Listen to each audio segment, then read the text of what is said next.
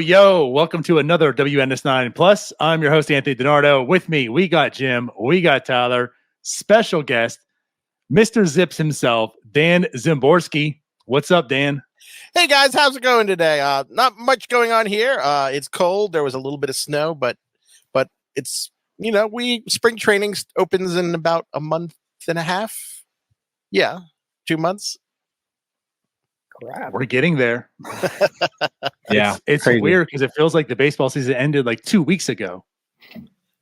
Yeah, it's weird how time is. Time has not worked well for me since COVID. I don't know years anymore where things happen. Someone will say, "What happened in baseball in 2014?" I'll be like, "I don't know. That was pre-COVID." The Pirates lost to the Giants in the wild card round. Say your mind hasn't been fried. Yeah, it was Bumgarner just going crazy that year. Yeah, but I'm with you. I feel like everything is really quickly, but also very long at the same time. Like there's like time. I mean, it's fake as it is, but now it's even more fake.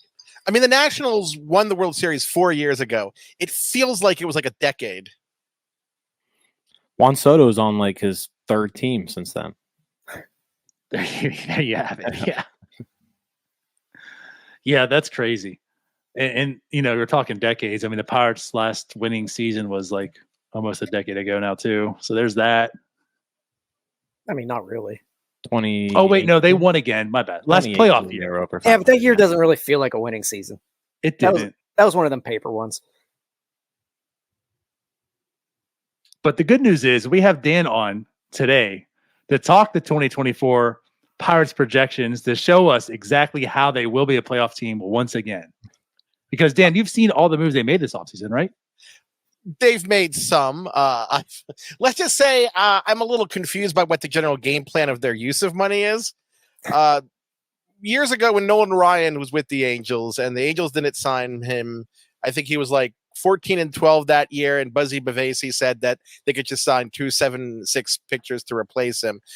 What they've done so far this offseason seems they spend a lot of money on guys who are half good and hoping you can kind of glue them together and make like 1.5 or 2 good players. I don't think it quite works like that. So I'm a little confused by the whole thing, but I'm sure we'll get to that. I mean, I don't know. If you take a righty, take a lefty, glue them together. But they can't throw 2 baseballs at once. Now, if they could, that would be a really good pitcher. Yeah. So I guess to kind of lead this in, it's been an off season where I think a lot of people were hopeful for not a lot of action, but like you've heard that they're going to shop at a different section of the store this year, right? And they're going to go out and, it's a pretty pivotal off season for Ben Cherington. Year 5 of the rebuild. You have an uninspiring NL Central. Maybe go out there and do something. And of course, the injuries to Johan Oviedo and of course now Andy Rodriguez kind of damper things. And we haven't seen a whole lot like you're talking about, like real big moves. Now today, Andrew McCutchen came back. So there's some inspiring news for Pirates. I think for me, what it comes down to is I mean, I was joking about it before, but I'm just not sure that these moves necessarily do much to move the needle. For instance, you're talking, they picked up Marco Gonzalez, they signed Martin Perez, but really, are they that much better than the alternatives? Because the Pirates, what they do have is, even with the injuries, they do have a pretty good stable of nondescript fifth starters, I think is how I've described them. It's not something they lacked. It feels like, you add up what you're paying Gonzalez, what you're paying Perez, what you're paying McCutchen, you could get one really decent player and add to the team, someone who could make a difference. So I don't think the Pirates, are at the bottom of the league. I think there are clearly several teams that are worse off than them. It's a weak division, but I'm just kind of uninspired by what they've done so far. Dan, you left out the big move of Rowdy Tellez. Oh, Rowdy. Rowdy's fun, but I don't know if I'd want to actually pay him to play baseball. That's not a very nice way to put it, but Oh, I've said much meaner things. So I'll say this because I saw your on you put that on Twitter yesterday. The Pirates have a huge stable of nondescript fifth starters, and I joke that they're just trying to corner the market on them. But you mentioned Gonzalez and Perez, and I think and ZiPS disagrees with me, right? So we'll get into it, but I think Marco Gonzalez and Martin Perez are both significantly better options than Bailey Falter, Luis Ortiz, Quinn Priester, Roansy Contreras. You name the four guys who would probably be in this rotation to start the year if you hadn't gotten them. And it's just like, at least they're people who have done it before, and you can rely on to pitch like major league innings. Now, I'm not saying that like Perez is going to go back to the way he was in 2022. I'm not saying Gonzalez is going to go back to the way he was, a few years ago, but I'm not saying they're great, but I think those two guys are at least established pitchers that you can rely on to at least hand the ball every fifth day and give you the chance to win. Whereas the other guys, I don't trust them on the mound whatsoever, to be honest. I think you actually hit on why I'm not crazy about these, because my complaint is that they are those guys, that they're not risky. I think the Pirates in the situation that they're in, where they need upside to make the playoffs, upside to have, a 85, 86, 87 win season. I think that they want more risk. I don't think a team that can be risk averse is a team like, say, the Braves are. The Braves need guys who will just eat innings for them. For the Pirates, I think eating innings isn't quite as important as that someone has some upside. Now, overall, you look at the projections for Gonzalez and Perez and the like aren't really any worse than Priester or Jones or Falter or any of these guys that are hanging around. But do they have the same upside as some of these guys? And that's where I kind of think that the Pirates aren't really in a position where they can say, hey, we need safety. Safety will not win even the NL Central, I don't think, unless a lot of weird things happen. So that's not like a violent disagreement, but that's just kind of where I am, that this team should be willing to be riskier with things. But they obviously disagree with me, and they did not ask me about any of these. Yeah, and I think like if you're going with like available guys out there who are risky with higher upside, like Frankie Montes, maybe someone who fits that role for the Pirates, where, hey, now that you've gotten two guys that can at least give you a decent floor, maybe you go out there and you get someone like him who has the upside, but again, like risky from a health standpoint. But when he's on. Like I think that would be kind of another move that you maybe supplement with these, and we'll see what they have to do. There's still a lot of offseason left, and there's still holes to be filled on this team. But just a name thrown out there that I wouldn't mind maybe seeing them take a gamble on.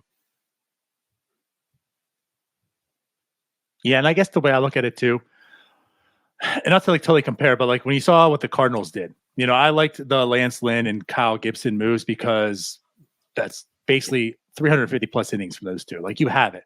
Then they got the Sonny Gray to kind of like make that rotation a little more formidable. And not that these two are like them, especially Marco Gonzalez, because like the injury risk with him still, but like adding Perez last night, he's going to give you innings. He's a lefty in PNC Park. Like, I like that. Like, I know you're talking about risk, but to me, I want more risk adverse players, because I just feel like the plethora of prospects and players they have are just so risky that so many could fail. Give me someone that I know I can put in there every fifth day. He's going to go out there and pitch and give me a chance to win. So that's why I like these, but I'm with you. Like, then there has to also be something that comes in to give you the real quality stuff. Not the maybe Sonny Gray level, but hopefully close. Now, I think, could we agree at least that Rowdy Tellez is not really that same category? Yes. No, that's where the confusion is too. He could be awful. Yeah. He But probably will. Probably. But the thing is, at least if he's good, he's a lot of fun when he's good. It's just, I don't really think it's super likely. I think the Brewers probably wrung out whatever they were going to get from him. I think I like this less than the Santana signing last year, which is another move I wasn't really a fan of. So I guess my question would be here, in my perspective, it doesn't feel like this team has gotten better compared to last year. I don't know if you can actually look into this at all, Dan. These signings compared to the Rich Hill and Vince Velasquez, did ZiPS look at them similarly to Gonzalez and Perez? ZiPS, I think from memory, they liked them a little better. Okay. Generally speaking, I mean, I've done some preliminary projection runs, obviously extremely preliminary because there's a lot of stuff left to happen. But generally speaking, based on what your assumptions are for playing time and stuff, ZiPS has generally put the Pirates in kind of the 74 to 78 win range, which isn't, a disaster. We're not talking the Rockies. We're not talking the Nationals. We're not talking the White Sox. I mean, there's more hope there. And I think generally when you talk nationally, I think a lot of people still think of the Pirates as that kind of team that's bad. I mean, there are interesting things about the Pirates. I just don't think that they're really doing much to my satisfaction, that they're moving kind of up a tier where they're really going to, fight with the Brewers and Cardinals without like a whole bunch of luck. Yeah. And I think, I mean, just kind of just diving right into the projections here. These came out on Friday, I want to say. I believe that's correct. Yes. Yeah. So just a couple things that jumped out to me. Offensively, I'm not seeing a whole lot to necessarily get too excited about. If anything there, one polarizing player, among Pirates fans, Jack Sawinski, right? Like he put up, like, you just look at the straight numbers last year and they were good for like first full season in the majors. Like, you'll take that all day from a 24-year-old. 112 weighted runs created plus. ZiPS is projecting a 122 OPS plus next year from Jack Sawinski. So, an improvement at the plate essentially is what ZiPS is saying. His inconsistency has what's been so frustrating about Sawinski is he'll go, like 0 for 60 or 2 for 60 or something like that, just for stretches at a time. And then he'll get really hot. So I guess talk to us about that particular projection there. I guess ZiPS is just looking at, hey, this is a young hitter who's gotten better each of his first two years in the majors. And are they saying like this is just someone who's looking to get better and better? One of the things about Sawinski is that when ZiPS uses StatCast-like data, most people who are familiar with what I do have probably also seen X stats from StatCast. ZiPS has its own kind of built-in thing, which I called Z stats. I know, very creative. I just changed the letter. But it does look at things like direction of hit and stuff, which is a pretty big deal. And it's one of the kind of the flaws, or maybe not flaws, but things that ex-BABIP and stuff aren't really designed to really look at. And it actually thought that Sawinski actually hit a little better than his overall numbers. So it is, given his age and some of these factors, it is projecting him to improve offensively. I think he's a pretty safe bet, relatively speaking, to hit. If he were the biggest problem in the lineup, I think the Pirates would be in a pretty good place. He's not going to be a star.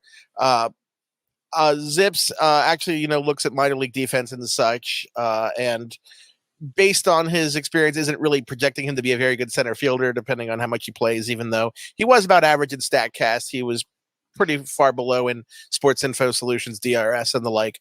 I'm not sure that this outfield is configured in the most logical manner. They kind of have 3 corner outfielders in a sense. Welcome to life as a Pirates fan. Hey, it's better to have 3 corner outfielders than just 2 corner outfielders. I don't know if they have 3 right. So there are problems there, but I think the outfield is fine-ish.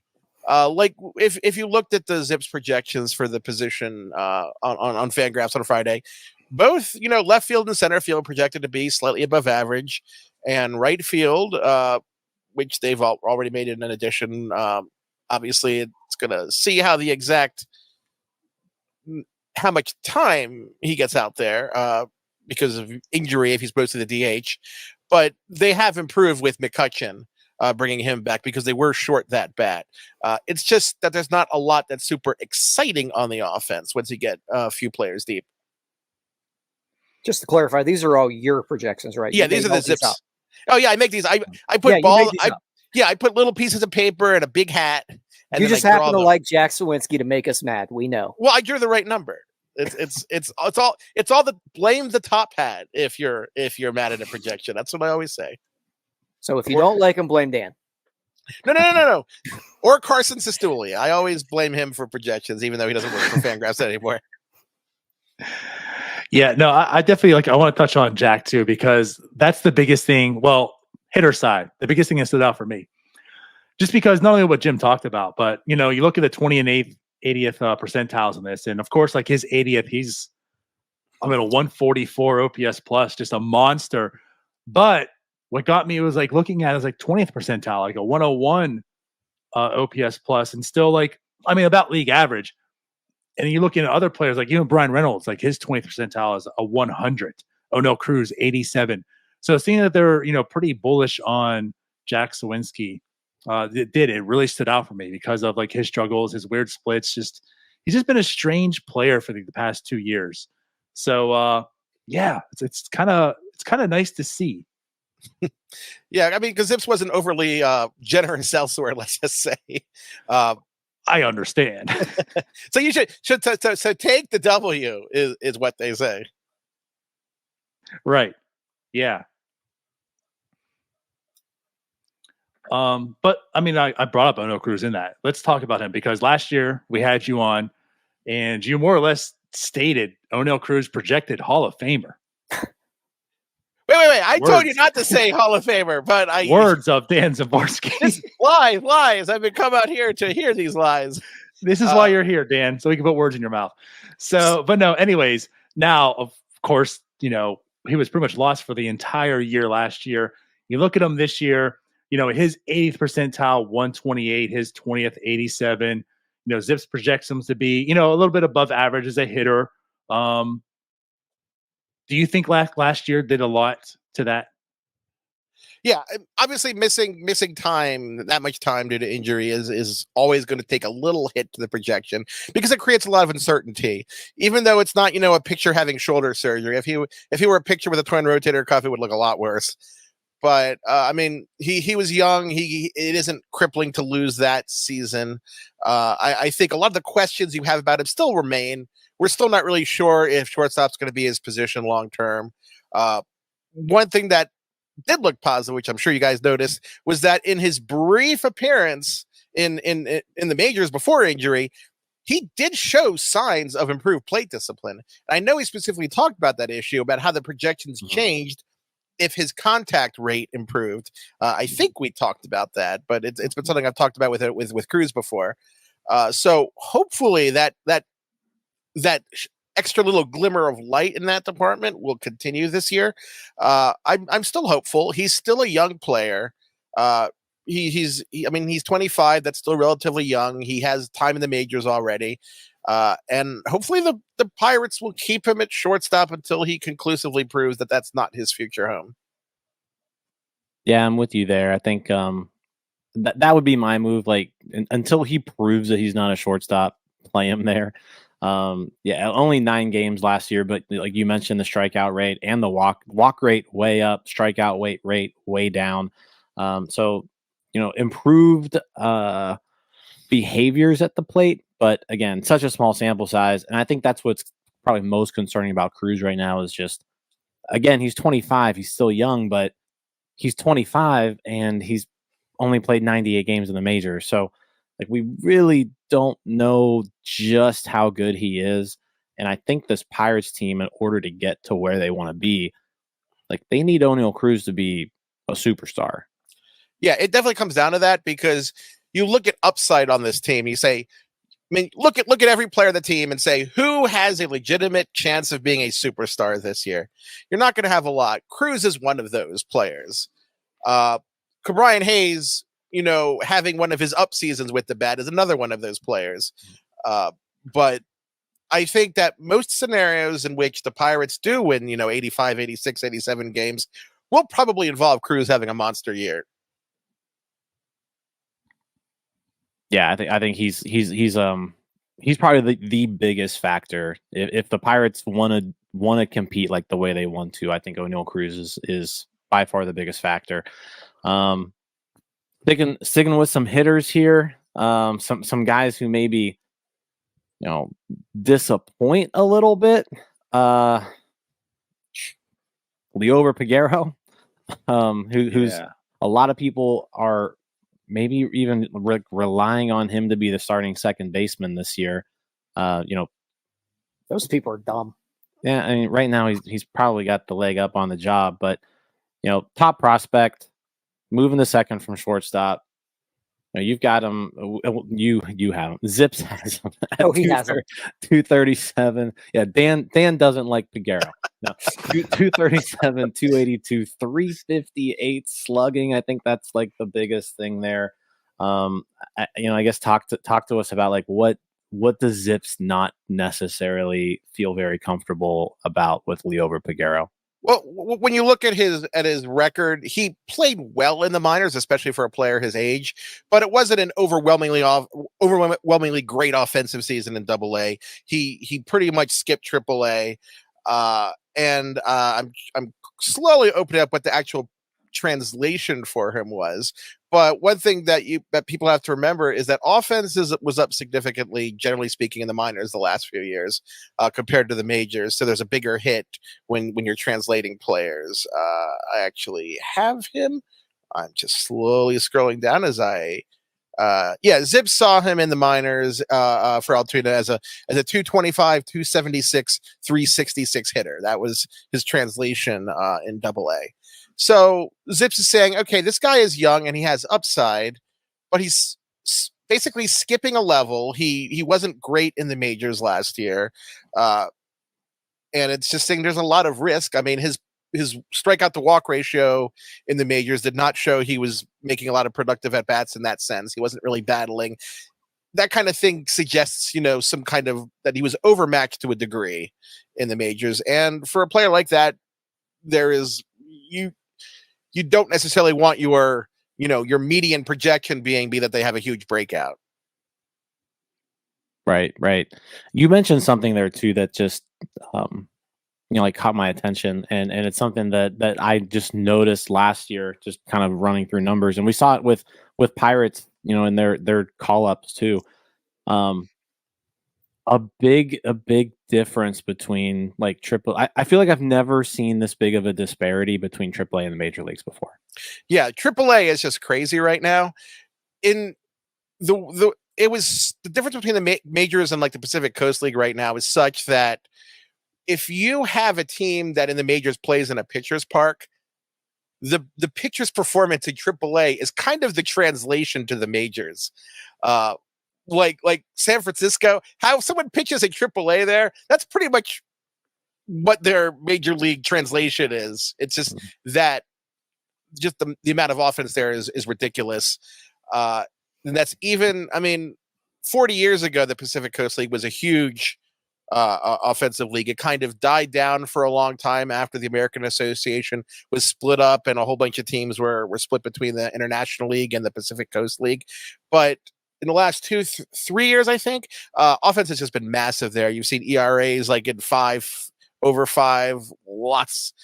Whatever happened to reduce the offense in the majors did not happen in the minors, and you add more stolen bases to the equation, runs just go up farther and farther. So generally speaking, you need to take hitters' minor league numbers right now with an additional grain of salt, and pitchers you can be a little more confident with, relatively speaking, because they're in a pretty tough environment down there. Yeah, I want to even say the International League this year average OPS was over 800. Oh, it was huge. I don't have it in front of me. It wasn't quite as high as the Pacific Coast League, unless I'm mistaken, but it was up there for the International League, which isn't historically a huge hitters league. Mm-hmm. Yeah, just an interesting observation that like you just mentioned, and I remember that coming up last year. Like, why are Like, why does every international league hitter have like a 100 weighted runs created plus, but they've got like an 820 OPS? Like, it wasn't making any sense to me. Yeah, when you have like Alcides Escobar down there hitting super well when he was down there before last year, there's some crazy performances down there right now. All right, Dan, talk to me about Henry Davis. You project him above league average. I think we can all admit here he kind of sucked this year. Yeah, it wasn't pretty. But, a lot of players have had pretty poor starts to their careers, and he's one of those players who could have breakout potential. And I like that the Pirates are going to be more serious about looking at him at catcher, because I think because they have to. But, a lot of teams don't realize what they have to do. I think the Royals, with a similar situation with MJ Melendez, they don't quite realize that he's probably not a major leaguer unless he's a catcher. So they might as well see if he can be a catcher. The Royals do not realize that at all. But I think the Pirates his rather poor appearance. We're talking a 650 something OPS. I think it kind of made them more realistic on the possibility that saying, okay, he's not necessarily going to, be an instant star as a corner outfielder. We need to look at catchers, see if he can swing that, so to speak. I know that the team has talked about him in pretty glowing terms about his offensive potential. But 2023, no matter how much you like him, it has to take a hit, because you have to take, half a season of pretty lousy baseball into consideration. You also have him at, it looks like -8 defensively. Is that defensive WAR, I'm assuming? I can't remember how those runs. That's defensive runs. Catcher. Okay. And that's that catcher? Yeah. Okay. I was just curious if you had him in right field on that. No, I don't think that his defensive projection in right field would be good either. No. But he does have more WAR projected as a catcher than as a right fielder. Okay. Just so, it's for comparison's sake here. Because honestly, I think most Pirates fans were under the impression that he likely isn't a catcher, because the team just flat out refused to play him there last year. A lot of Pirates fans don't watch every minor league game, so they didn't really get a chance to see what he looked like in the minors. That the way that ZiPS sees Henry Davis as a catcher, is there a good comparison to a catcher in the majors right now where people would be like, all right, -8 runs, that's pretty similar to so and so. That's what we can maybe expect out of Davis. I think who would be the best? Everybody's got moved off catcher that's similar. There's always players who turn out to be better at the position than we're expected to be. Cal Raleigh was not expected to be a good defensive catcher in the majors. I think it's a couple years old and not current, but I think there's a lot of similarity, just not really in the type of player they are, but just in quality, with Omar Narvaez. When he was having defensive problems reaching in the majors, the Brewers were very patient with him, and they gave him every opportunity to stick at catcher because his offense had value there. The Mariners worked a lot with him in that regard. And I think that there are a lot of guys who could become passable defensive catchers with the right coaching, with the right skill set. And it's too early to say whether Davis will be in that camp, but I think of Mike Piazza in a way, not as a player. So I'm sure in a Henry year, Davis is a Hall of Famer. Yeah. Well, I heard. Hear that next year. But Piazza never was great at throwing out base stealers, but Piazza wasn't actually a bad catcher doing the other things. He wasn't terrible with pitchers. He didn't allow a lot of errors or pass balls, and the wild pitches for the Mets weren't obnoxiously high or anything. So I think that there's that potential to improve, but if there doesn't, I don't want to bring up Ryan Dowmett, but maybe I will. At least you pronounce it Dowmett instead of Nomit. We were fearing that name being brought up. So I'm sorry. I was trying to avoid it, but it kind of came out. Hey, if he can hit like him, if he hits like him, I'll live with that. Yeah, I think that as long as he's Kinda, not a maybe. major disaster, because let's say that ZiPS is right and he's 8 runs worse than average. That's not the end of the world, because catchers are pretty bad overall. Look at some of the catchers that get 2 or 3 WAR. It doesn't take a lot of offense to get them to that point. So if he's a plus offensive player, the WAR should come pretty easily as long as he's just not a disaster. Right.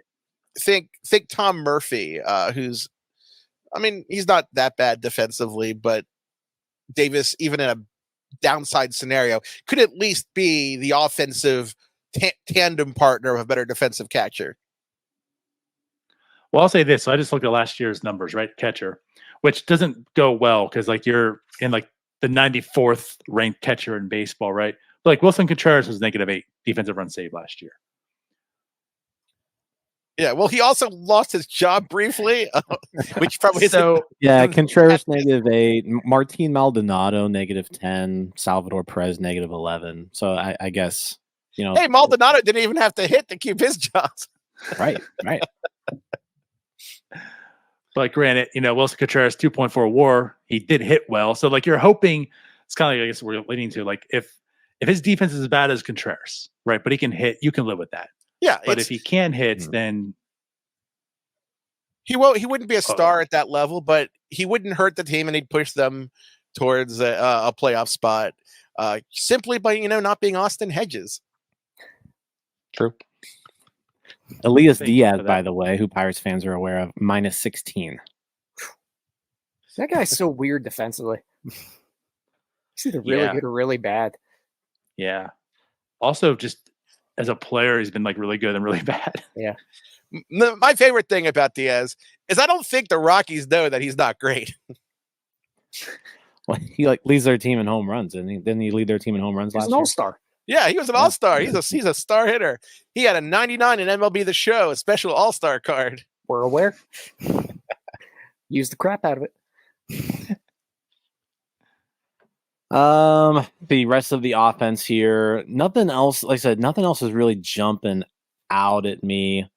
And I think the one thing too, like there's not really any prospects either to like look forward to. I guess the one thing that is surprising is like with that, that little. There's a bunch of second basemen, right? Just kind of jumbled together that they're all kind of just mediocre. And ZiPS actually likes Nick Gonzalez the best. Mm-hmm. So I mean, which I wouldn't have expected that. I would have probably put Gonzalez below Peguero, but Peguero significantly lower than that. So yeah, I mean, Nick Gonzalez almost like a league average hitter. Does ZiPS not necessarily hate his strikeout numbers as much as Peguero? Is that kind of what we're seeing? I mean, it doesn't really project him as a great offensive player by any means, but it does tend to like his defense. Mm-hmm. The thing is, the nice thing about having a lot of sort of mediocre guys hanging around is that given the uncertainty of projections, and if you've looked at 20 versus 80, the percentile projections, it's a huge range. There's a lot of uncertainty in projecting the future.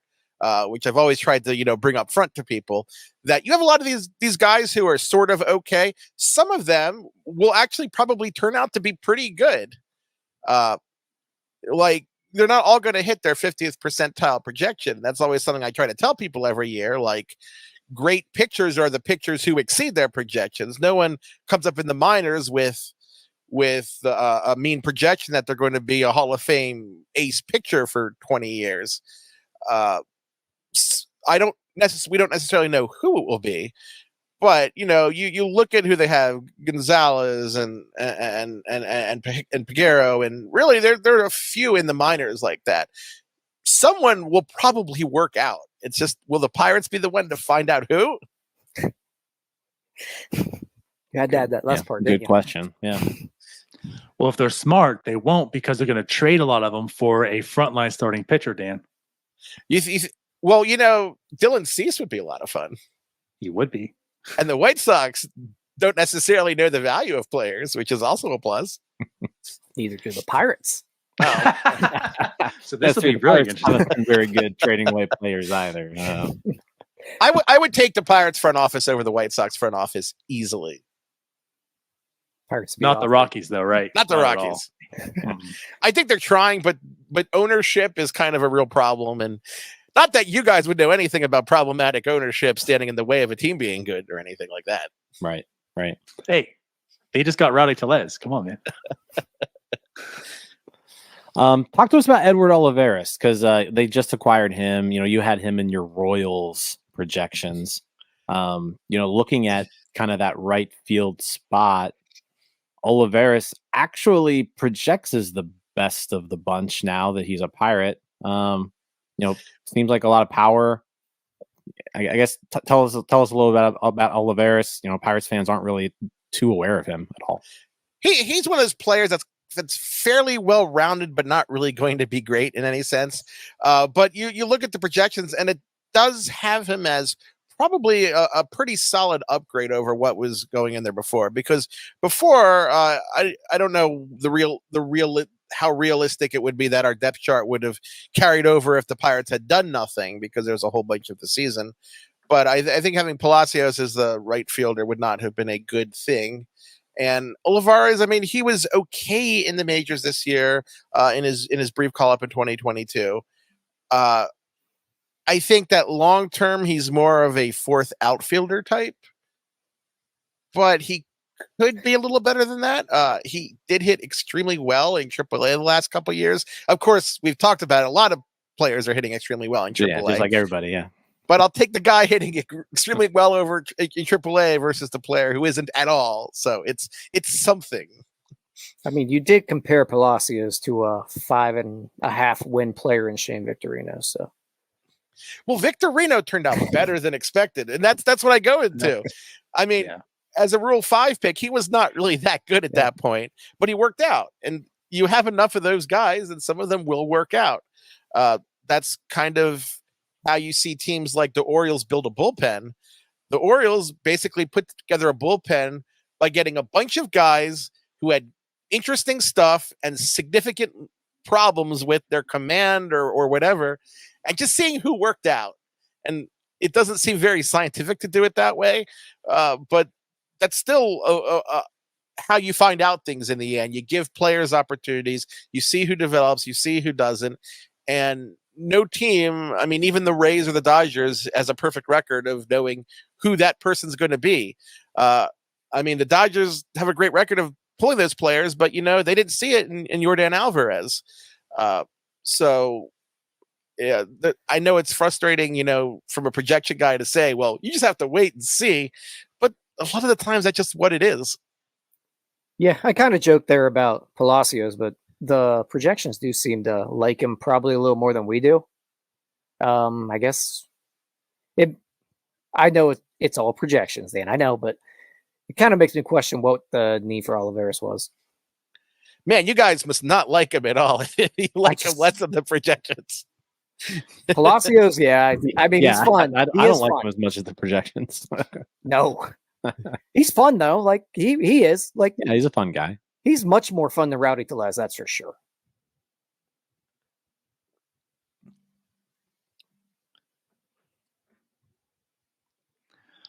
Well, let's do this. Let's transition to the pitching side. Now, the one thing that stands out going into this offseason, especially after the Johan Oviedo news, was there's one guy in the rotation. Now, he can't pitch every day, Dan, but there's one guy, Mitch Keller, and being in Pittsburgh, not physically, but watching the Pirates, right? Talk about the Pirates every day. We've seen his turnaround last year, and there's a lot of hope for Mitch Keller. And when you saw this season unfold, I think the three of us feel very, very confident in Mitch Keller. But you said a lot in, your write-up in the ZiPS article about, it still was like a weird season. He had the summer days where he looked awful. And I kind of want to hear your perspective from the outside and seeing how he wrecks up here in ZiPS. Still a solid enough season, but a 4.11 ERA, 158 strikeouts in 166 innings. So what's your take on Mitch Keller? Does ZiPS kind of think okay, he's said he's a good pitcher? I think he's a good pitcher. The question is just how good. Is he kind of, a true ace, and whatever that means in an abstract concept? He was always, was a prospect, as you guys know. He was a very frustrating pitcher because there was always a lot of potential, but there was always some kind of weird problem that hit. Command issues would just strike all of a sudden. And it felt kind of the first 2 months of the season that there was some clarity finally on Keller. They had figured it out. But really, I mean, it wasn't just like a batting average on balls in play issue that he suffered in the second half. He was more hittable. He was hit harder. His command wasn't the same. And that just, if he had just pitched kind of he finished with an ERA of what, 421 with a FIP a little under 4. If he had pitched like that, like all year, you could feel confident saying, okay, this is the guy, he's a solid number 2. But because of his year, the way it was, now you feel like you don't know because pitchers are volatile. But for Keller, things like the exit velocity against and the contact rate, those things don't tend to be as volatile for pitchers. So it's like there really was a different picture early on than later in the season. And the question, of course, is why and how do you fix that and which Keller is the real one? So I'm pretty confident he's a good pitcher, but I'm still not sure if he's a really good pitcher because we did see that for 2 months. And I think that is one of the keys for the Pirates to outperform their projection, make, relevant September games a thing. You're going to have him probably at the top of the rotation pitching, 170, 180 innings, hopefully, an ERA like 350, 360 around there. I think that's what the Pirates need from him. I guess I do have a follow-up on that, and I don't know if you have the answer for it, Dan, but I think all three of us have the same opinion that the Pirates were kind of forced to leave Mitch Keller out there when he didn't have his best stuff to get beat around a little bit because they had 2 major league pitchers. So if he's on, let's just say, a different team that maybe pulls him in those situations where he's not pitching well and he's not left out there to give up 11 runs in 6 innings, does that help his projections? Or is it all going to look the same because the contact rates are still going to be bad during those outings and this, that, and the other?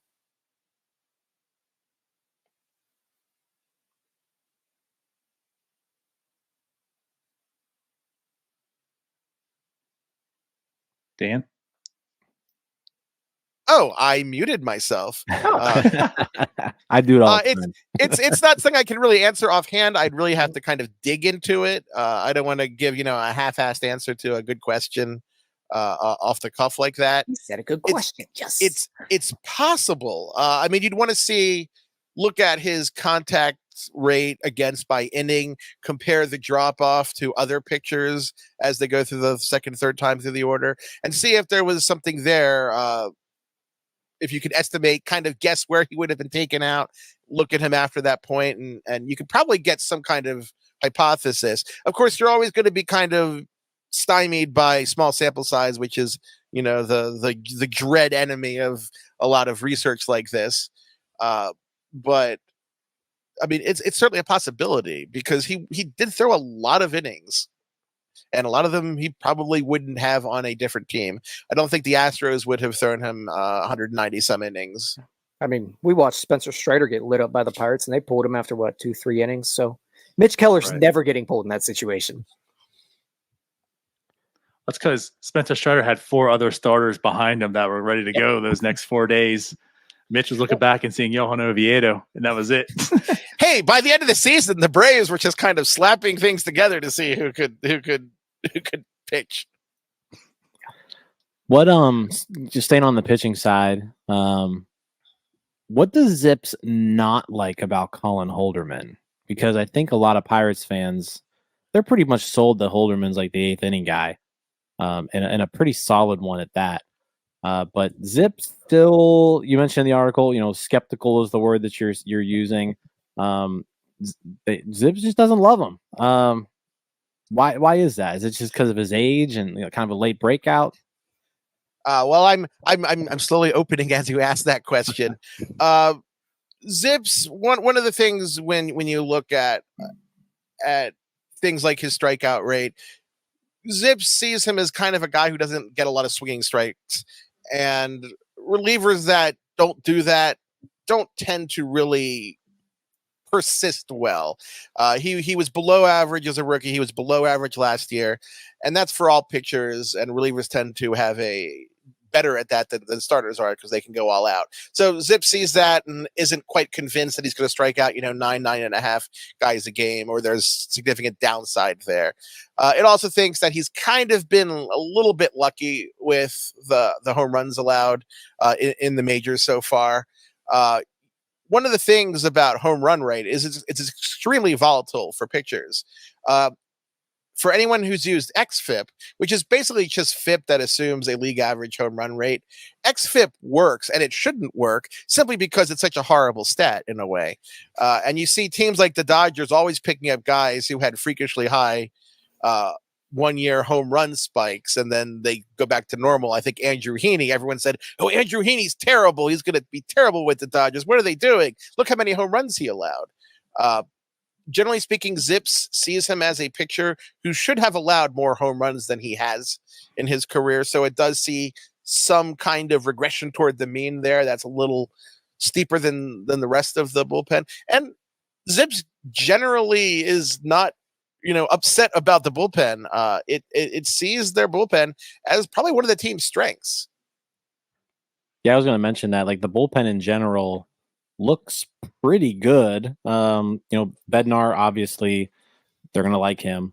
Moretta, Baraki, Majinski, all pretty solid projections here, which Majinski kind of surprises me. I would have thought it would have been the opposite with him and Holderman. Just my guess. But the bullpen certainly seems like a strength of this team going into the year, which makes sense. I mean, they haven't made any moves either to address anything in the bullpen. So I think the team feels kind of the same way. I've run, including the Giants, tomorrow. ZiPS will have run 15 teams officially on the page, and it has, of those 15 teams, ZiPS does have the Pirates bullpen as 5th of those 15 teams, which I haven't really checked to see if they're randomly distributed, the randomized teams, but if that holds, you're talking about a team that's kind of at the back of the top third of bullpens in the league. And that's a plus.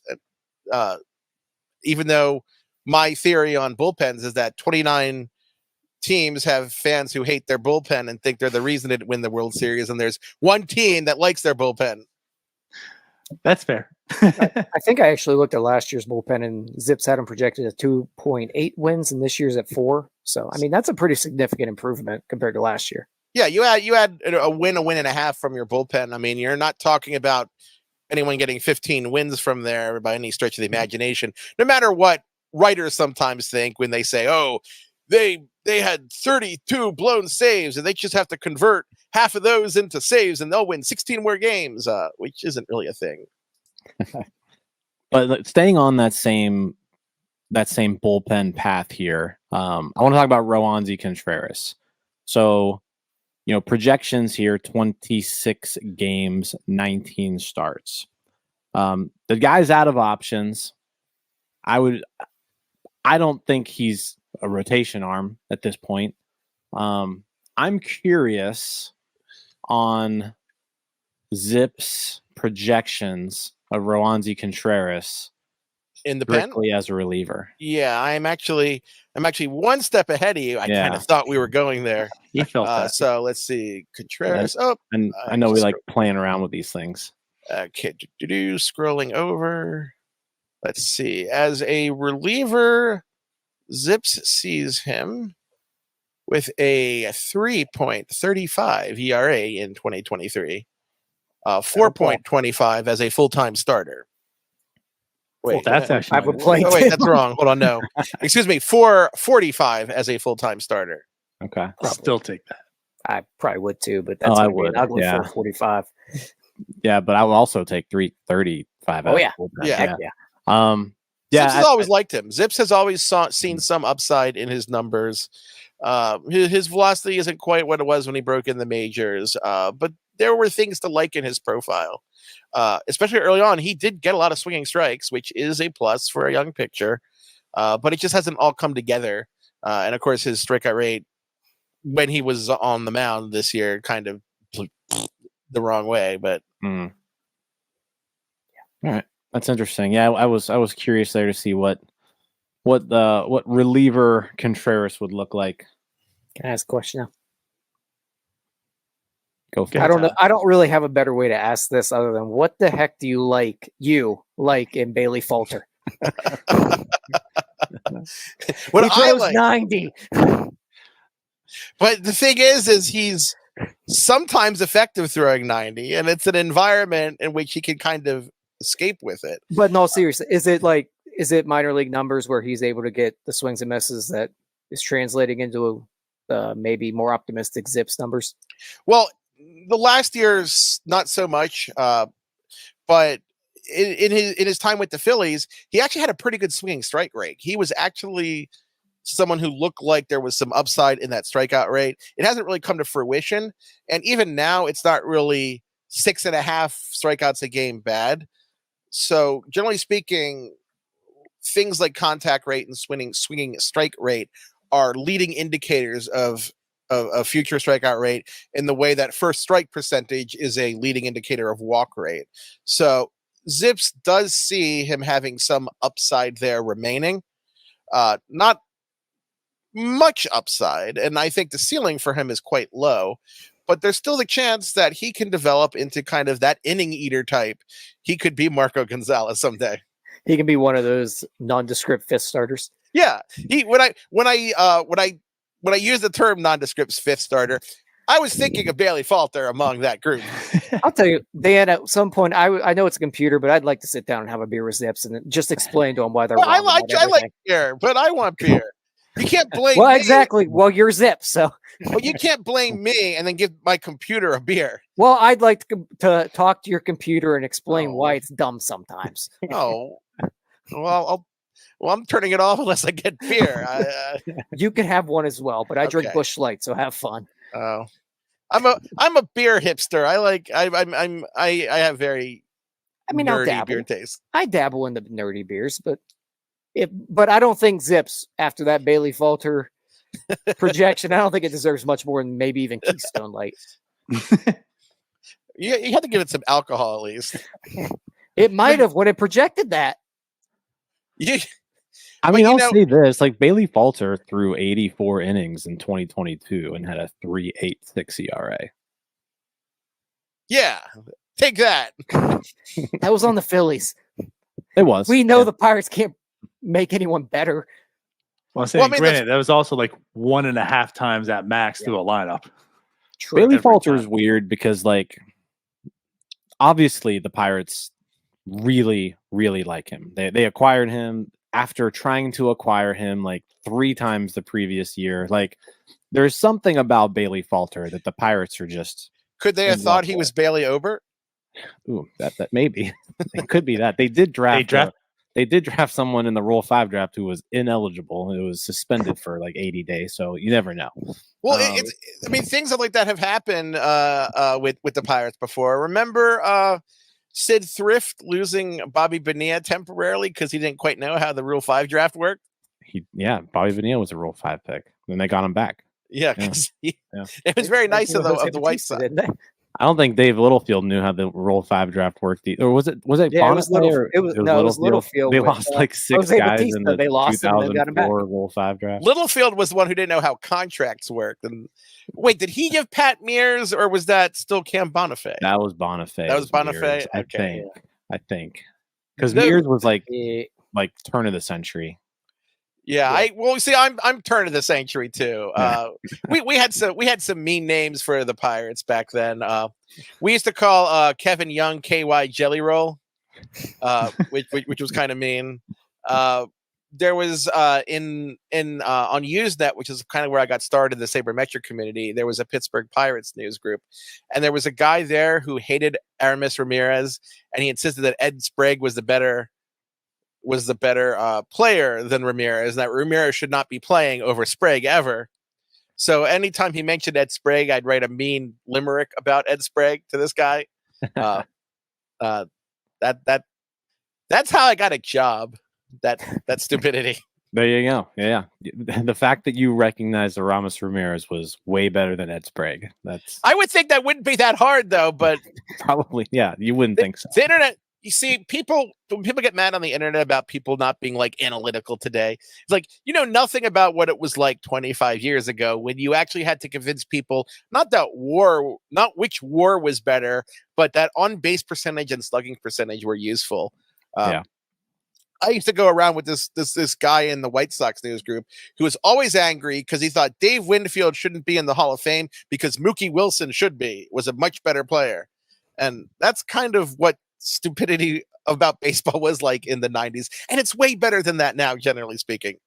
I mean, now it's kind of coming full circle, though. Now I'm starting to wonder if win-loss stats as a starting pitcher aren't that bad. I feel like now it's almost opposite. Like people think they're too smart now. Like, and they're kind of going away from just. Yeah, I don't want to hear about your FIP. What's his ERA? Was he any good? Hey, it's the hipster thing to do. I have to get paid by making people convinced that I'm smart. So I can't drop that facade too long. It all depends on which side of the coin I'm on which side I'm going to argue here. That's true. I mean, whatever's going to fit my narrative is what I use. Like Jack Sawinski, we're looking at what are we looking at? Win probability added? Yeah, that's why we're saying he's bad now. Yeah. Jack Sawinski, I don't know because I don't think you use win probability added is such a a stat that really doesn't mean anything. I think when it comes to projections, but I think when I was doing research last year, he's like the highest player like with his WAR with like the lowest win probability added like of all time. Oh, that's rough. Like no one with a WAR as high as him has had a win probability added as low as Jack Sawinski. He had a negative, like that's what I don't understand. The dude had a 2.8 WAR season last year, negative win probability added for the year. I mean, he does have, looking at his career leverage numbers, I'm looking at Baseball Reference at the moment. Yeah. In high leverage situations, he's a 1-7. I shouldn't say he has been in obviously brief time, a 179, 293, 366 hitter, which isn't ideal. It's not really predictive, but it's still kind of ugly because people will remember that seeing him in clutch situations. So even if it isn't an ability going forward, it's still going to be remembered that way. Just that's because how things work in life. And I think that's just what has made everyone so frustrated with Sawinski is like you see the numbers and you're like, this guy's good. But then like you watch the games and every single time like he is in a position to do something, he fails. He's a frustrating guy. But again, and that was this year's frustration. That's why I say he's just weird. That was this year's. Last year, it was his home and away splits. Yeah, last year, you look at his numbers at home, he was basically Aaron Judge. And his numbers away, he was like the 13th worst baseball player ever in the league. But like worse than Austin Hedges. Like a negative WAR, I think he had. If you're going to have splits like that, though, it's good to have the good side of it at home. At least people remember that part. That's true. Sure. Yeah. But again, like it's just he just had it's for only being in the league for 2 years, essentially, right? Just such a weird career. Yeah, he's been a weird player. And Jim called him Prime Juan Soto at one point. I did last year. Last year when he was if he hits his 80% projectile this year. That's true. 80th percentile. He's at like a 930 OPS. That's Prime Juan Soto. Let's take it. So I want to talk about something that kind of makes you feel sad, but in a good way. And it's Johan Oviedo. Oh, yeah. But Johan Oviedo, like when the trade happened, the three of us pretty much came to a conclusion, just screams reliever. There's not a whole lot to look at him to think that he's going to be a starter. Then he came out this past year and you look back and it's like, okay, you know what? Dude's a starter. This is pretty impressive. It's funny, like kind of like Jack Sawinski, though. He had ups and downs. Like when he had a bad start, it was really, really bad. But he had some really good starts. Now he's out for the year. And like I'm looking at his numbers and like the numbers look pretty, decent, solid. But the thing that really gets me, and I'm going to say some names now, and again, this is what makes me sad. Because you like to have the comps, right? You have 3 players comp to them. And it's by their near age group. And next to Johan Oviedo, let me preface this. Mitch Keller's names are Edwin Jackson, Homer Bailey, and Mike Witt. Johan Oviedo is Trevor Bauer, Yordano Ventura, and Chris Archer. I do like when people sometimes think that I pick certain comparisons to be cruel to people. For instance, when Carlos Gomez, when Byron Buxton was coming up in the majors with the Twins, his top comp one year was Carlos Gomez, which was something guaranteed to trigger Twins fans. And the funny thing is, I'm looking down Oviedo's comp list, and the names do not get any happier because the fourth comp is Shelby Miller. And that didn't quite work out. But at that well. age, Shelby Miller was good too. True, but bad things happened, and so was Chris Archer was good at that age. And then Tony Cloninger, and then Pete Harnish. Then you look at Bailey Falter comps. John Means, Don Manaya's up there too. That one I didn't quite get. I saw that. I'm like, that okay. Yeah. Ooh, Luis Ortiz, Chad Cool. I saw that too. I'm like, I mean, I guess that's a sad thing. I see that comp. I'm like, I'd probably take Chad Cole at this point. If Luis Ortiz turned into like Pirates Chad Cole, like before Tommy John, I'd be okay with it. You can probably, I mean, you can probably still get him. Yeah, he's still available. Well, you can't minor league deal. You can't get like pre Tommy John Chad. Yeah, but right before you came on, Dan, I was talking to Nardo about this exact thing of Oviedo and the comps, and I thought about it. It does kind of make sense. Like Chris Archer, for a while there, the numbers were probably pretty similar to Oviedo's, but there was something more there. Same thing with Bauer. For a while, it was a 4+ ERA, but you're like, there's something more there. Yeah, so, I think that's fair. One thing I always stress, though, of course, is for people not to take individual names of comps seriously, because I am. Oh, okay. Well, you probably. Well, I mean, it's fun to do that, but generally speaking, we're talking ZiPS when it does a projection. It assembles a huge cohort of players. So, like the top name doesn't really have that much more of a influence over the projection than say the number 10 name in the comp list. The idea is just to get broadly similar players in broad strokes and try to see how they age from there. But having the names is also a lot of fun. Yeah, correct. And again, I mean, you're talking to a person who chooses to drink Busch Light, Dan. So understand the context here. But no, I honestly, I looked at it as a positive. You know, again, like you're looking at Johan Oviedo. Again, we talked. This guy's probably a reliever at best, and right now after the season, you're seeing names like Trevor Bauer, Ventura, and Chris Archer, and it's like that's a lot of positivity. That's how I look at it. Those are some names that are recognized, as good pitchers, and to have Oviedo again. This is why it's sad. Now he's lost for the year, and you have these comps next to his name. But yeah, kind of impressive. But here's a game to play.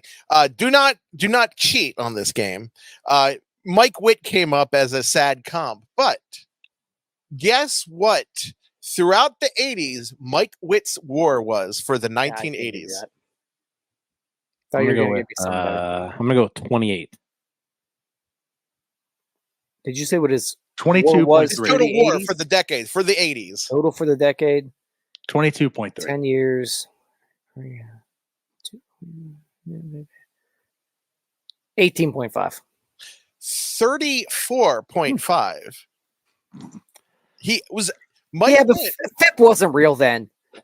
No, his ERA was barely below his FIP. 378 versus 362, and the Angels generally did not have great defenses in those years. He was a really good pitcher for a time, and if the Pirates got Mike Witt for a decade, they'd be really happy with it. I mean, the 80s one, not now, because he's like in his 60s. I would take him now. Honestly, right now. It's either him or Bailey Falter, Dan. I mean, unfortunately, this Witt does not have like a son who's also, one of the best young hitters in baseball. That would be extra convenient. Yeah, there's no Mike Witt Jr. out there, I don't think. Mike Witt Jr. Well, I mean, we're just a little bit over an hour here, so we'll end it here soon. But Paul Skeens, he's on here too. First overall pick last year. Didn't pitch very much in the minors, so not a whole lot to go off of. But obviously everybody saw what he did at LSU. We know the fastball, we know the stuff. ZiPS has him basically as a slightly below average pitcher right now as we speak. A lot of people are probably saying that Paul Skeens is a top 5 arm on this team right now. Would you say that that's not quite true yet? I think it's. I don't know. I'm not crazy about the arms on the team when we're talking starting pitchers anyway. Because again, we're talking about Bailey Falter being in the rotation, so the cutting process to this winnowing down to 5 isn't really that strict. I think it's quite a possibility. Yes, ZiPS does look at a very rough minor college translation for him. I hate doing that, but he's one of those players I couldn't get away with not projecting. Because generally speaking, when players are drafted out of college, I try to go as long as possible without having to make a projection for them. I don't like projecting pitchers until they hit AA. And Skeens did hit AA, but he had two games in AA, not enough to really say anything. So ZiPS does have a translation of college, and naturally speaking, as you would expect, the translation for college performance to major league performance is a pretty big hit.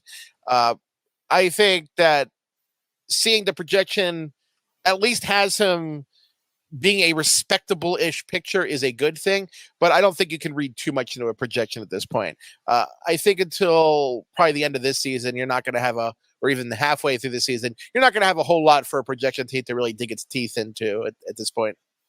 I'm glad you said all that, because I just saw that you projected him to be a reliever because you had Ronaldo Lopez as his comp, and he was a starter. He's a reliever now. You projected Paul Skeens as a reliever. I did not. That is a lie. This is the podcast of lies.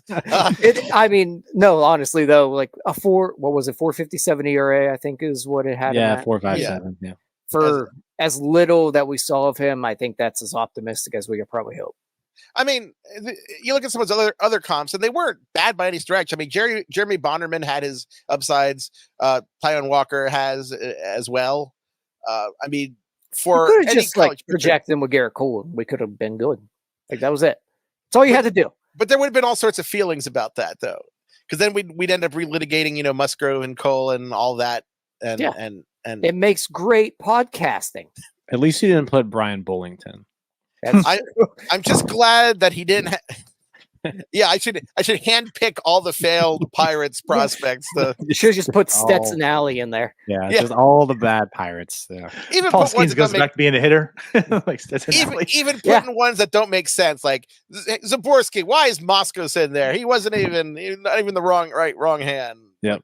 I just wanted to be mean. I'm actually opening the picture ZiPS. I'm going to try to see if there's any more interesting names. Or just throw like Chad Hermanson in there. He did at one point. Pitcher. Yeah. He did for somebody. I don't remember who. Chad Hermanson was in there? Yep. Yeah. I saw the Bonderman comp. Oh, you know what? Yeah, Chad Hermanson made me feel uneasy. For Matt Gorski's number 2 comp is Chad Hermanson. That's excellent. No, Hermanson can come up as a comp for either hitters or pitchers. Yeah, what I was saying is I saw Jeremy Bonderman, and I was like, oh.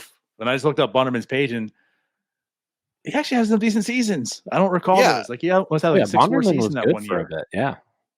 The problem is he was at a time with the Tigers when they weren't good. I mean, you look at like 22 or 23, he had like a really, really solid season. I'm trying to remember. I know there was some kind of injury, but I don't remember what it was offhand. I didn't expect us to end up talking about Jeremy Bonderman, so I didn't double check to see what it was. I just wanted to point out, like, I don't recall him being that good. Yeah, I mean, he wasn't a disaster in the majors, and it's weird. I mean, he was very young when he was pitching in the majors. I mean, he was basically done all he was going to do by 25. Yeah. So I'll take that from Paul Skeens, but like keep going past 25. Basically, next year we're going to have to, whenever we ask Dan to come on, we're going to have to remind him this is a show that it just turns into remember that guy. Well, that's always fun. Well, Yeah. Red Ruffing actually shows up in his comp list for Skeens. Lucas Giolito shows up. These are all in the top 20. Ross Ohlendorf, which I'm sure you. Yeah, we don't. about. That's maybe like the meanest. Paul Skeens turns into Ross Ohlendorf. Sandy Alcantara's in there. Kurt Schilling's in there. Kurt, I would take all over the place. I would take Kurt Schilling. Ross Ohlendorf and then Kurt Schilling. I mean, the field, Kurt Schilling. I think, but things are all over the place because young pitchers are all over the place in their results. Right. Like you look at all those young Cubs like 20 years ago, and who thought that Rich Hill was going to be the survivor by like a decade over everyone? Prior Woods Zambrano, and it was Rich Hill. That's someone named Philip Knuckles is in his comp list, and I have no idea who that is. But I kind of want to learn more about Philip Knuckles. Next episode on remember that guy, Philip Knuckles. I don't remember Philip Knuckles. I've never heard that name in my life. He's some guy from the '60s. Jack Flaherty's on his list. Kevin Apier is. That's a good one. Rich Dotson is. I think we'd all be happy with a Kevin Apier type career out of Paul Skeens. Yeah. Kevin Apier has a kind of an interesting peak Hall of Fame case, but we don't really need to get into Apier pod here. But Apier was really underrated, I think. Oh, yeah. I think he won an ERA title. No, we are turning this into a Kevin Apier. Well, when people would always bring up Jack Morris as a Hall of Fame candidate, the difference between Jack Morris and Kevin Apier was if Kevin Apier came back and had an ERA of like 7 for 1,000 innings, then he'd be Jack Morris. And would that make Kevin Apier better? I don't really think so, but Apier was really, really good. And he did have an ERA title. There we go. I just like how, this is what happens when you talk about the Pirates. It just turns into talking about every other team's players. There's not a whole lot of interesting. There's some, but not a whole lot. I will say here, the best comp that I see on this list, Jack Sawinski, #1 comp, Darryl Strawberry. Yeah. That was one I saw today, and I wanted to bring up. I forgot.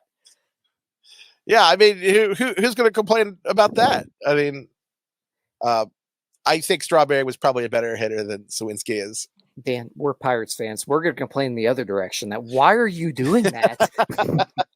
But here's the thing: we're talking about other players instead of Pirates, but at least we're not talking about Pirates going to other teams. True. That's true.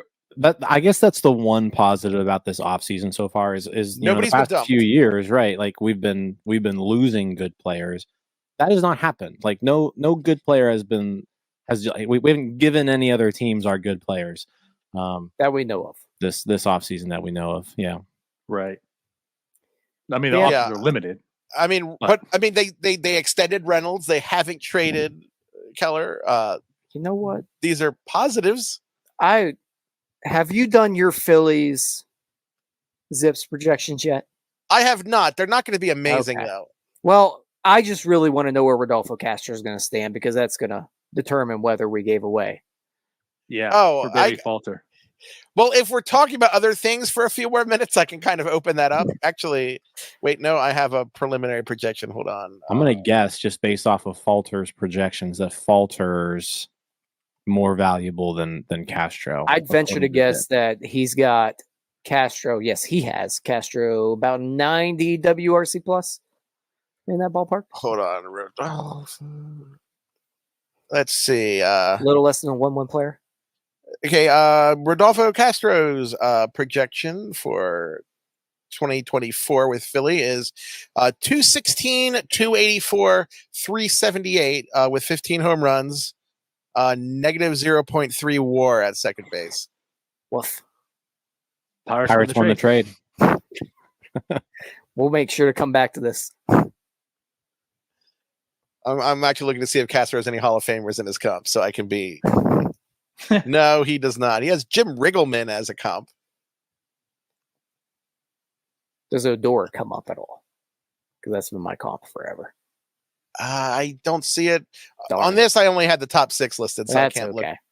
We'll cross that bridge later. It's not a great sign for Castro, and then I'm not sure who most of his comps are. That's always a danger when you don't recognize any of the comps at all, because that means it's like some minor leaguer from like 1963. Fair enough. Yeah, that's not great. All right, Pirates won the trade. Good to know. Right. Well, anything else? Any other players? Any non-Pirate players you want to talk about still?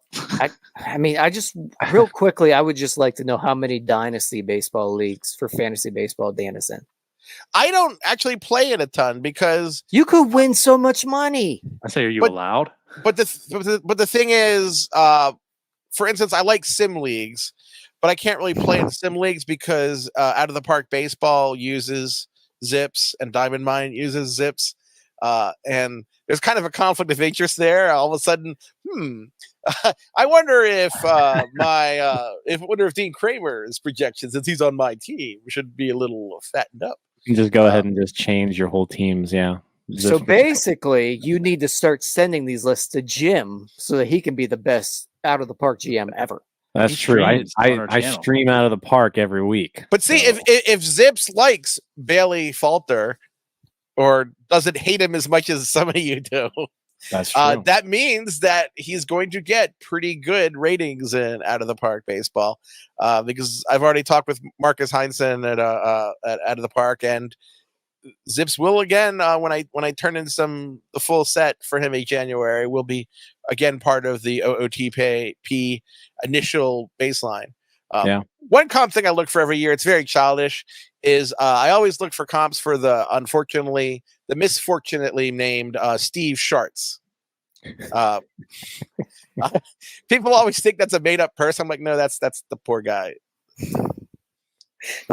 There is Well, a our Steve next- Schartz Our comp. next podcast Are there is any going to Steve be Sharks Jim. comps on the Pirates? There are not. Joe LaSorsa of the Nationals has him as his second comp. Ooh. Oh, sorry. One Oh. more question. What Yes. the hell's going up with the Pirates DH position in your? Oh, chart? The I- combo. Oh Just yeah, to clarify for everybody. well, you see, there's always something weird in every ZiPS run. And a lot of times, if I'm short on space, what I like to do is I like to kind of cram a bunch of names together into one just unholy amalgamation of a player, because it tends to confuse people. Oh, And- it did. And I tell people, it's Fangraphs it's ZiPS using the Fangraphs depth chart. And so people don't always get the idea that you could just look at the Fangraphs depth chart, which is there, and you can see the names. I was actually surprised that people didn't figure out this one, because this is like the third time I think I've done it this year. But this one had the hyphen in there. And with the hyphen in there, I thought people would kind of get it a little quicker. But I never like to actually reveal the answer to that. I like to make people do their own detective work and play dumb about that picture, about that player. Like, oh no, that's their new player. That's who's going to DH. That's I didn't give him a first name, but that's Kravis Nijoles. I like it. I do too. Yeah, I forget what last year's one, but I know it included Bay in it. It was like it was creative too. I think, yeah, I forget what now, but I think that's the first time that Pirates fans saw it, and they're kind of going at you last year. Like, this guy's an idiot. He's like, this isn't even a real player. So and now I'm seeing it happen again this year and seeing the same responses and kind of giggling on the inside. Yeah, well, I mean, part of being a writer, about 30% of journalism, when it comes down to it, is trolling. Because part of journalism is You do writing. a good job at that, by the way. I know. I get a lot of abuse, and I invite a lot of it, and so I can't complain too much.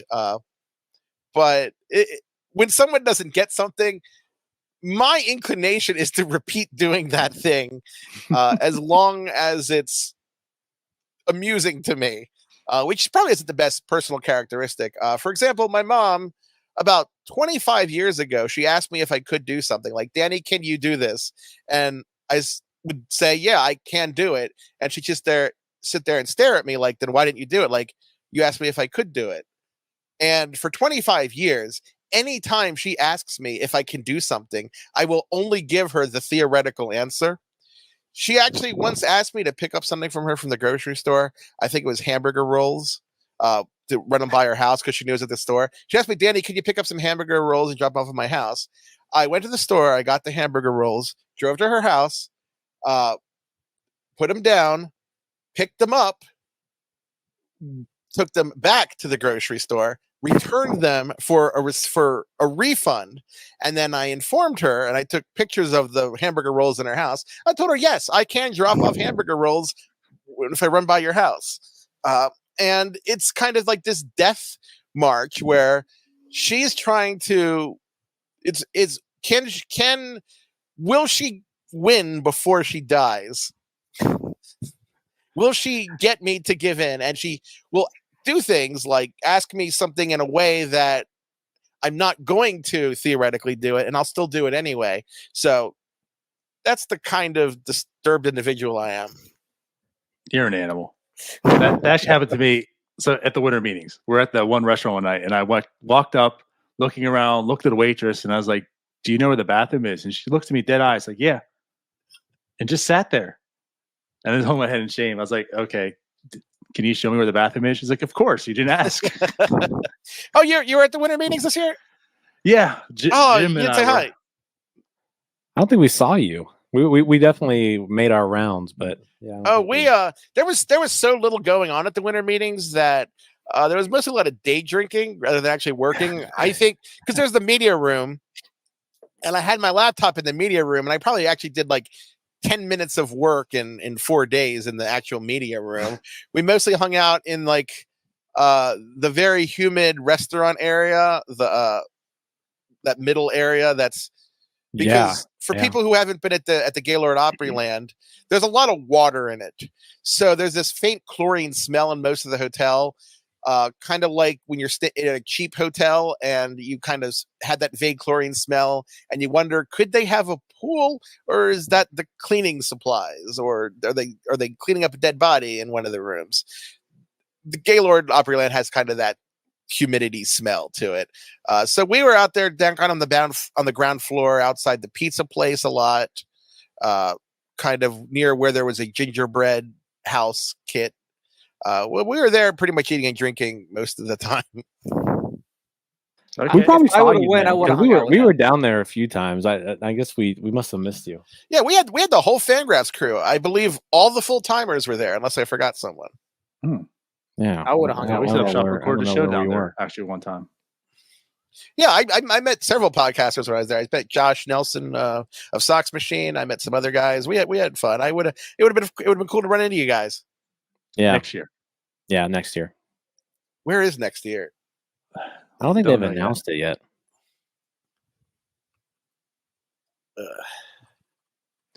But either way, so Dan, appreciate you coming on, having a blast as always. Learned who this year's crop of Hall of Famers are for the Pirates. That was good. Oh, always fun, guys. Thanks for having me. We always have fun in our yearly Pirate ZiPS rundown. Hopefully the listeners have put up with me and were able to survive through it. Just go ahead and tell them, see you next year. It's a new podcast slogan. Hopefully you survive through this.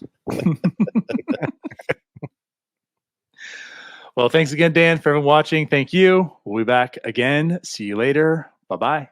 See you guys. Hey, you all. Thank you for watching. I know we try to provide the most entertaining content that we can, and we'd love to spread it to as many people as possible. So I know it doesn't seem like a lot, but if you could take the 5 seconds to like this video and subscribe to the page, it helps out so much more than you know. Thank you, and let's go Bucks.